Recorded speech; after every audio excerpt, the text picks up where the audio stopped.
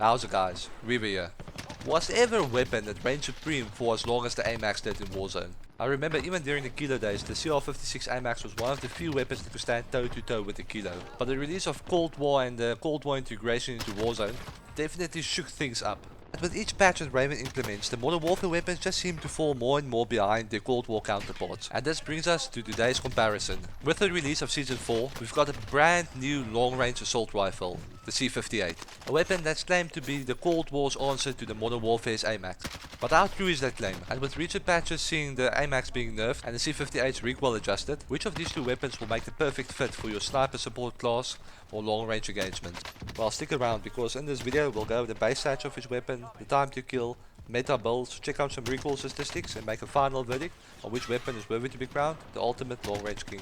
But just before we get into that, if you guys enjoy this type of content and want to support my channel in growing, hit that subscribe button, leave a like so this video can reach more people, and let's get into this. Let's jump into the base statistics first. So the C58 has a fire rate of 553 rounds per minute, compared to 630 of the Amax. Both weapons have the same damage range drop off of 25 meters. But where the C58 pulls ahead is on the damage per bullet, doing significantly more damage to the head, the chest, stomach, and extremities. But the slow firing rate of the C58 makes the weapon much less forgiving if you miss your shots. Now jumping over to the time to kill charts, we can see that the C58 has a faster time to kill when hitting chest shots in the first and second damage ranges. That's also true for stomach time to kill, where the Amax pulls one back is in the head TTK in the first damage range, where it actually kills about 50 milliseconds faster than the C58. But hitting headshots only is not really practical. But a big takeaway from this is that the C58, especially after that first damage drop off, will kill significantly faster than the Amax in all scenarios. And that's the main role of a weapon like this, to act as a sniper support or long range support. And that brings us nicely into the builds I recommend for each of these weapons. Starting off with the C58 first. For the muzzle I went for the agency suppressor, gives us a boost to bullet velocity as well as damage range. It keeps us off the minimap when we shoot. For the barrel I went with the task force barrel, gives us another boost to bullet velocity, effective damage range, while also assisting us with some recoil control. Optic I chose the axial arms 3x, just makes it easier to engage targets at medium to long range. Ammunition I chose the 45 round mag.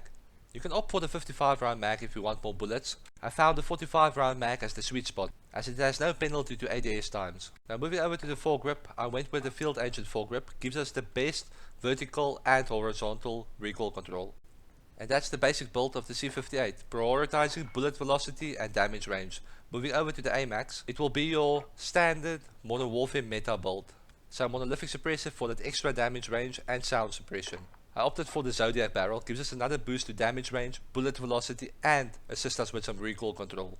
Now moving over to the optic, VLK 3x optic for the same reasons as with the C58. Jumping into ammunition, the 45 round mag is the only option you really have for this weapon. Unlike the Cold War C58, this actually has a penalty to your aim down sight time. Lastly, the commander foregrip further assists us with some recoil stabilization, while also helping with aiming stability.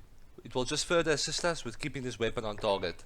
So that's it for the meta builds. We try to get the bullet velocity as fast as possible, while extending the damage range and keeping the recoil to a minimum. Speaking of damage range, let's see how this meta builds affect each weapon. So we end up with a bullet velocity of 1192 on the C58 compared to 958 on the Amax. That will make it just easier to track moving targets when shooting them at a distance with the C58, as you don't have to lead your shots that much. Now moving over to the damage range drop off, where we can see the C58 has about 1 meter advantage over the Amax.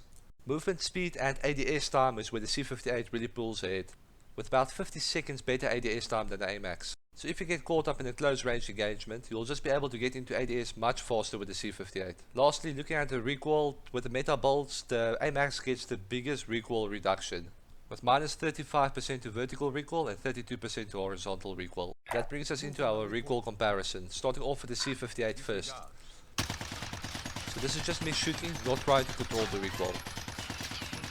As you guys will see, the recoil in the C58 is basically straight up with very little horizontal recoil. The Amax is next. The thing you can notice with the Amax, the recoil doesn't bounce up as high as with the C58, but it has more horizontal recoil, making it a little bit harder to predict and control. The Amax also has more visual recoil, making it more difficult to track targets at a distance when shooting. So with all of the testing out of the way, what's the final verdict on these two weapons? Well, starting off with the C58, it has a further damage range drop off, much faster bullet velocity, much higher damage per bullet, faster time to kill in almost all scenarios, faster movement and ADS time. The only thing the Amax actually has going for it, it has a faster headshot TTK if you hit all your headshots in the first damage range, while also having less vertical recoil.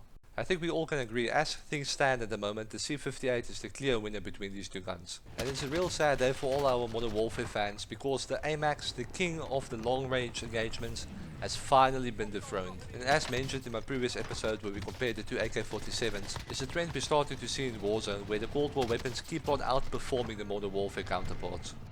And I still have such fond memories when Warzone launched, playing with the M4A1, MP5 and Kar-98.